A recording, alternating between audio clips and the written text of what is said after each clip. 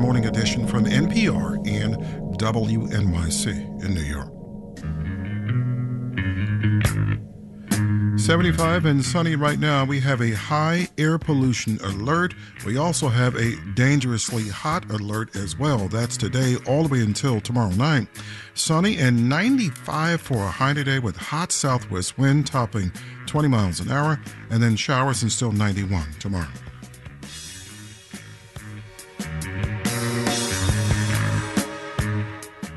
Alternate side parking, the meters are in effect. The LIRR is still suspended. Things should start getting back to normal around midday or so.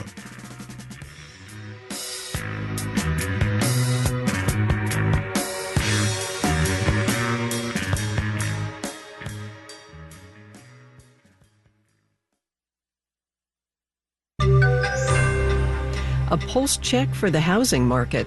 Marketplace Morning Report is supported by Amazon Business. Amazon Business offers smart business buying, which uses AI-driven tools to perform time-consuming procurement tasks, helping to simplify complex processes and streamline workflows. Learn more at amazonbusiness.com.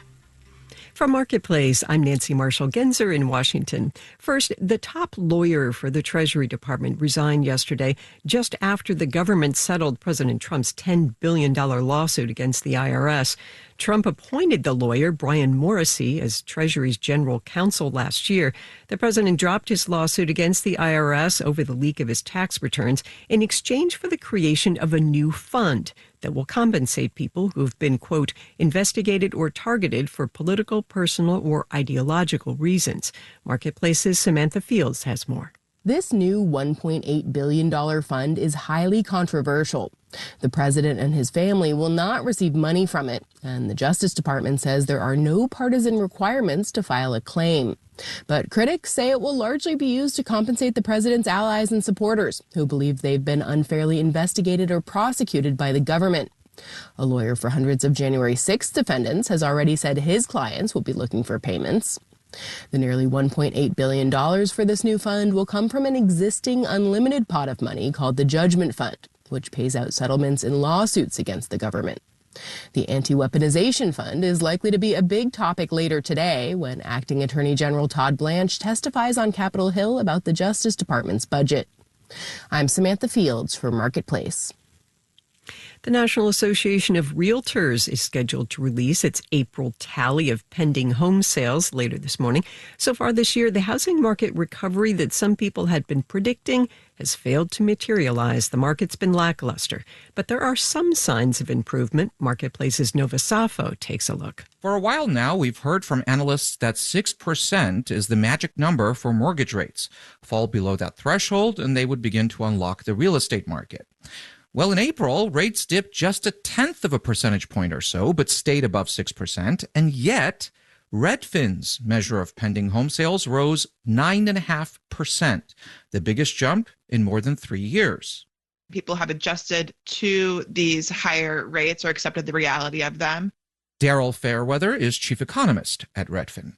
There is pent-up demand. People do want to buy homes, and as it gets slightly more favorable for them to buy, those slight differences do make a difference. What would also make a difference is more homes for sale, says Lawrence Yoon of the National Association of Realtors. If we can have inventory growth of 30%, 40%, definitely it gives consumers more choices. And would bring inventories to pre-pandemic levels, he says. For now, a majority of mortgage holders pay rates below 4%, so sellers are staying on the sidelines, even as buyers trickle back in. I'm Nova Safo for Marketplace. Let's do the numbers.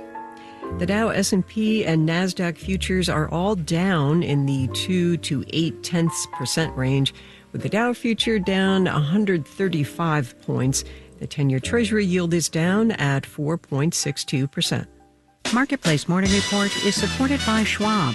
With the Schwab Teen Investor Account, teens can gain hands-on investing experience. It's co-owned by parents and teens, so parents can monitor the account while teens learn how to invest and manage money. More at schwab.com. And by GEP, advancing autonomous procurement and supply chains with the AI-native GEP Quantum Intelligence software platform. If there's a college student in your life, you know the chaos of the end of semester move out. There are final exams, job applications, and graduation parties. For many, pitching shower caddies and mini fridges into a dumpster is just easier than taking them home or to the thrift store, which leaves environmentally conscious colleges with a challenge: how to divert all this dorm discard from landfills. Marketplace's Alice Wilder has more.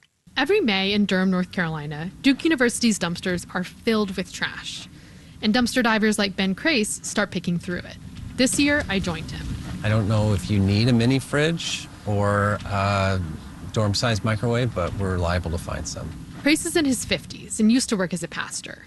These days, he makes money selling foraged finds on eBay. He gave me a quick tutorial before we hit the dumpsters. So we're going to kind of casually walk up to a dumpster and we're going to peek in. And hopefully there will be things near the top that we can just discreetly grab. We had a backup plan in case campus police caught on. We could say, I'm helping my kid move out. She thinks she threw away her retainer. Now it was time to hit the dumpsters. We found mostly household items. Oh my God, this is like a full container of honey from Wegmans. A lot of coat hangers. But with some digging, we found good as new clothing from brands like Michael Kors and Lululemon. Oh, nice. And 6 copies of Percival Everett's Pulitzer Prize-winning novel, James. It was Duke's summer reading assignment. This kind of waste happens on campuses across the country. Students are very busy in the end of their move-out period. That's Alex Freed, director of Atlas Zero Waste. It's an organization that works with 65 campuses in the U.S. and Canada. He says that during move-out, schools produce 4 times more waste than they do in a typical month. The language we've often used to describe this moment is, if the only solution is a dumpster, everything is going to look like trash. The schools he works with divert waste in a few ways. One is they collect stuff and they sort of immediately give it away. Imagine a quad filled with mini fridges, rugs, and coat hangers. No cover story needed. The second type is a connection with a nonprofit or a series of nonprofits. Duke has a program like this. They donate to thrift stores in the area. In 2025, they donated 29 tons of stuff. The third type of program is a yard sale. Students donate items at the end of the year. They're stored over the summer, and then at the beginning of the next year, students are able to purchase back at a very discounted price items that are available for reuse that were left behind by students from the previous year. A representative for Duke's Office of Climate and Sustainability told me that they have a number of programs aimed at reducing move-out waste, from donation bins in dorms to a free pop-up campus thrift store. But the problem of end-of-semester waste is complex, and dumpsters are still full. So for now, townies like Ben Crace and me sort through the trash. Do you have hand sanitizer in the car? In Durham, North Carolina, I'm Alice Wilder for Marketplace. Our producers are Emma Condon, Tamara Fagan, Ashley Rodriguez, Ariana Rosas, and Erica Soderstrom. Our senior producer is Alex Schroeder. Our supervising senior producer is Meredith Gerritsen-Warby. In Washington, I'm Nancy Marshall-Genzer with the Marketplace Morning Report. From APM, American Public Media. Support for WNYC